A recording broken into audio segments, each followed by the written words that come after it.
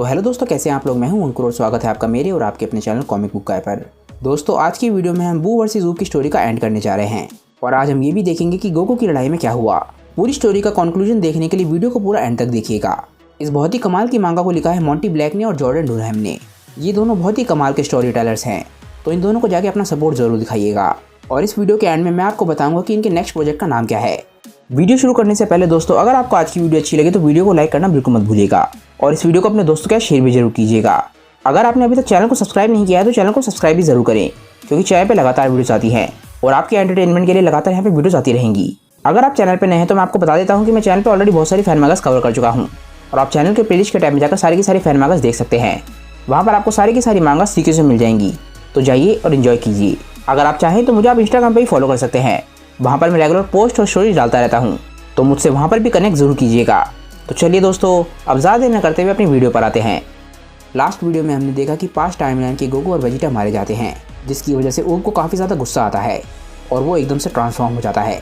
दूसरी तरफ Vegeta Goku की क्लोन डॉल से लड़ रहा था और उसकी हालत काफ़ी ज़्यादा ख़राब हो जाती है। डॉल को कोई भी फ़र्क नहीं पड़ रहा होता, पर तभी एकदम से गोकू डॉल को आवाज़ लगाता है और डॉल उसकी तरफ देखती है। एकदम से डॉल जाके गोकू से लड़ने लग जाती है और वेजिटा काफ़ी ज़्यादा हैरान होता है। वेजिटा बोलता है, अच्छा कैकारोट, तो अब बात यहाँ तक आ गई है। तुम अब खुद के खिलाफ अपनी ताकतों को अडेप्ट करने की कोशिश कर रहे हो। मुझे लगता है कि तुम ये सब कुछ इसलिए कर रहे हो ताकि तुम्हें ट्रांसफॉर्मेशन की ज़रूरत ना पड़े। गोकू डॉल से लड़ रहा होता है, पर डॉल तभी एकदम से गोकू को बहुत ही ज़बरदस्त पंच मारती है। ये पंच गोकू के चेहरे पे लगता है और इस पंच की वजह से गोकू सीधा धरती के बाहर पहुँच जाता है और वो काफ़ी हैरान था।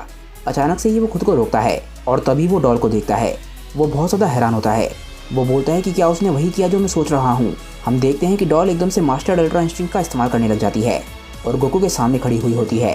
तभी मिस्टर पोपो बोलते हैं कि लड़ते वक्त डॉल सिर्फ अपने इंस्टिंक्ट का इस्तेमाल करती है। गोकू ने डॉल के खिलाफ लड़ना और उसे हराना बहुत ही लंबे समय पहले सीख लिया था, पर ये बात हम सभी जानते हैं कि अल्ट्रा इंस्टिंक्ट पावर का एक बहुत ही अलग लेवल है, उसमें ताकतें बहुत ज़्यादा बढ़ जाती हैं।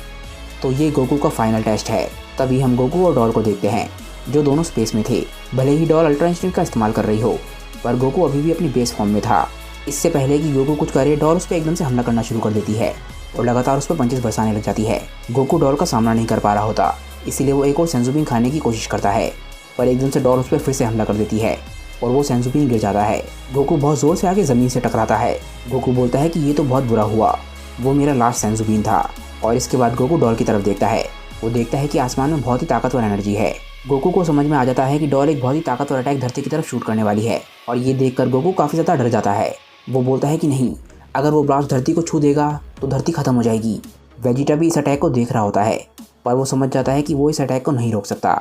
पैन भी ये सब कुछ देख के बहुत ज़्यादा डरने लग जाती है, पर तभी हम देखते हैं कि गोकू एकदम से अपनी आंखों को बंद कर लेता है और तभी हम एकदम से पास्ट में आ जाते हैं। हम देखते हैं कि ऊब अल्ट्रा इंस्टिंक्ट की ताकत का इस्तेमाल कर रहा होता है। उसकी आंखें और बाल दोनों एकदम से ग्रे रंग के हो जाते हैं और वो इसके बाद बू की तरफ देखता है। ऊब की छाती में एक बहुत ही ताकतवर एनर्जी चमकने लग जाती है और ये एनर्जी उसके हाथों में भी होती है। तभी वो एकदम से अटैक करने के लिए बू की तरफ बढ़ता है। किडबू एकदम से ऊब को देख के डरने लग जाता है और लगातार ऊब पे पंचेस बरसाने लग जाता है, पर किडबू के किसी भी अटैक का ऊब पे कोई भी फर्क नहीं पड़ता। प्रेजेंट टाइम में हम देखते हैं कि डॉल धरती पे अटैक करती है ताकि वो गोकू को ख़त्म कर सके, पर तभी एकदम से गोकू डॉल के पास पहुंच जाता है। उसी तरीके से पास्ट में वो ऊब पे अटैक करता है और ऊब भी अटैक करने के लिए बू की तरफ बढ़ता है। ऊब के हाथों में एक बहुत ही ताकतवर एनर्जी अटैक था और वो ये अटैक एकदम से किडबू की छाती में दे मारता है। इससे किडबू वहीं के वहीं ख़त्म हो जाता है और उसका नामो निशान भी नहीं बचता। प्रेजेंट टाइम में गोकू भी डॉल तक पहुंच जाता है और उसकी छाती में बहुत ही ज़बरदस्त पंच मारता है। इस डॉल को हराने के लिए सिर्फ एक ही पंच की ज़रूरत थी और ये डॉल वहीं की वहीं ख़त्म हो जाती है। जैसे ही ऊब बू को हरा देता है, वो एकदम से प्रेजेंट में आने लग जाता है। वो एकदम से टाइम बैरियर्स को पार करने लग जाता है। हम देखते हैं कि वो प्रेजेंट टाइम में पहुँच गया और वो कामे लुकआउट के बिल्कुल ऊपर होता है, पर वो कामे लुकआउट से टकराने वाला था। ऊब खुद को बचा भी नहीं सकता क्योंकि वो टाइम ट्रैवल करने की वजह से बेहोश हो गया था। इससे पहले कि ऊब को चोट पहुंचे, गोकू एकदम से ऊब को देख लेता है और एकदम से जाके ऊब को पकड़ लेता है। वो दोनों बहुत ही आराम से कामे लुकआउट पे लैंड करते हैं और दोनों बेहोश हो चुके होते हैं।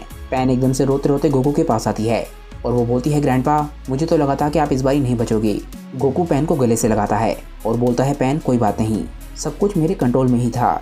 तुम हमेशा मेरे साथ सेफ रहोगी, तुम्हें चिंता करने की कोई भी ज़रूरत नहीं है। पैन ये बात सुन के रोने लग जाती है और बोलती है कि मुझे इस बात पर विश्वास नहीं है, धरती ऑलमोस्ट ख़त्म होने ही वाली थी। गोकू बोलता है, पैन मेरी बात ध्यान से सुनो, अगर वो शख्स असली होता और इतना ज़्यादा ताकतवर होता तब हम शायद दिक्कत में होते। गोकू बोलता है कि इससे कोई फ़र्क नहीं पड़ता कि मैं मौत के नज़दीक कितनी बारी पहुँचता हूँ, ये बहुत ज़्यादा ज़रूरी है ताकि मैं दुनिया में सबसे ज़्यादा ताकतवर बनूँ, ताकि मैं तुम सभी को बचा सकूं।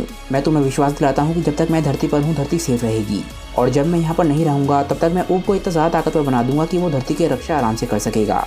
इसके बाद ऊब होश में आ जाता है और पैन उसके घावों पर पट्टी बांध रही होती है। गोकू बोलता है, ऊब मुझे माफ़ करना, मैंने सारे के सारे सेंजू बीन्स को ख़त्म कर दिया। तभी मिस्टर पोपो बोलते हैं कि नहीं, ऐसा नहीं है। गोकू बोलता है कि क्या, तब से आपके पास एक सेंजू बीन पड़ा हुआ है। मिस्टर पोपो बोलते हैं कि गोकू तुम ही बताओ, क्या इसमें मेरी गलती है। गोकू इस बात पे हंसने लग जाता है और बोलता है, नहीं आपने सही किया। इसके बाद हम वेजिटा को देखते हैं और वो कैकरोट को आवाज़ लगाता है। गोकू मुड़ के देखता है। वेजिटा बोलता है, कैकरोट यहाँ पर आने का मेरा एक कारण था। गोकू एकदम से स्माइल करता है और बोलता है, वेजिटा मैं समझता हूँ, तुम मेरे साथ एक रीमैच चाहते हो। वेजिटा को इस बात पे गुस्सा आता है। वो बोलता है कि कैकरोट फालतू की बातें मत करो, मैं यहाँ पर इसलिए नहीं आया हूँ। वेजिटा बोलता है कि मुझसे मिलने लॉर्ड चैंपा आए थे, जो कि यूनिवर्स 6 के डिस्ट्रॉयर हैं। उन्होंने मुझे आके बताया कि यूनिवर्स 6 के साइंस काफ़ी ज़्यादा खतरे में हैं। उन्होंने कहा कि मैंने टूर्नामेंट ऑफ पावर में काबा को बचाया था और लॉर्ड चैंपा ये उसका बदला उतारने के लिए कर रहे हैं। कैकरोट मैं यहाँ पर तुमसे ये बोलने आया हूँ कि तुम इस मामले से बाहर रहना। गोकू इस बात में थोड़ी सी स्माइल करता है और बोलता है, वेजिटा क्या तुम्हें पूरा विश्वास है, ये काफ़ी खतरनाक हो सकता है। वेजिटा वहाँ से जाने लग जाता है और बोलता है कि मुझे पूरा विश्वास है, मैं ये सब कुछ अकेले करना चाहता हूँ। तुम हर बारी बीच में आके सारा का सारा मामला ख़त्म कर देते हो और मैं नहीं चाहता कि तुम बीच में आओ, ये मैं खुद हैंडल करना चाहता हूँ तुम्हारे बिना। गोकू बोलता है, ठीक है वेजिटा, पर अगर तुम्हें मेरी मदद की ज़रूरत पड़े तो मैं यहीं पर हूँ। गोकू के इतना बोलने के बाद वेजिटा वहाँ से चला जाता है। गोकू बोलता है, ऊब तैयार हो जाओ, मुझे लगता है कि तुम अब room of spirit and time के लिए तैयार हो। ऊब बोलता है कि क्या हम पहले थोड़ा सा खा सकते हैं। गोकू बोलता है कि हाँ क्यों नहीं। इसके बाद हम देखते हैं कि गोकू और ऊब दोनों बैठ के खाना खा रहे होते हैं। गोकू ने ऊब को ताकतों की उतनी ऊंचाई तक पहुंचा दिया है जितना वो कभी सोच भी नहीं सकता था। साथ ही साथ गोकू ने अपनी ताकतों को भी काफ़ी हद तक बढ़ा लिया है। पर अब आगे इन दोनों के क्या एडवेंचर्स होने वाले हैं, ये हमें समय के साथ पता चलेगा। तभी हम देखते हैं कि गोकू और ऊब दोनों खाने के बाद सो जाते हैं। इसके बाद हम प्लेनेट सैडाला को देखते हैं और हम देखते हैं कि वेजिटा यहाँ तक पहुँच चुका है। पर वेजिटा यहाँ पर क्यों आया है, ये हमें पता चलेगा आगे आने वाले चैप्टर में, क्योंकि मोंटी ब्लैक और जॉर्डन डुरहैम इन दोनों का नेक्स्ट प्रोजेक्ट इसी बारे में है कि वेजिटा प्लेनेट सैडला पे जब जाता है तो वहाँ पे क्या होता है। तो दोस्तों इसी के साथ ये स्टोरी यहीं पे ख़त्म हो जाती है और आगे की स्टोरी जैसे ही मेरे पास आएगी मैं आप लोगों के लिए वीडियो लेकर आ जाऊँगा। नीचे कमेंट करके मुझे जल्दी से बताइए कि ये स्टोरी आप लोगों को कैसी लगी।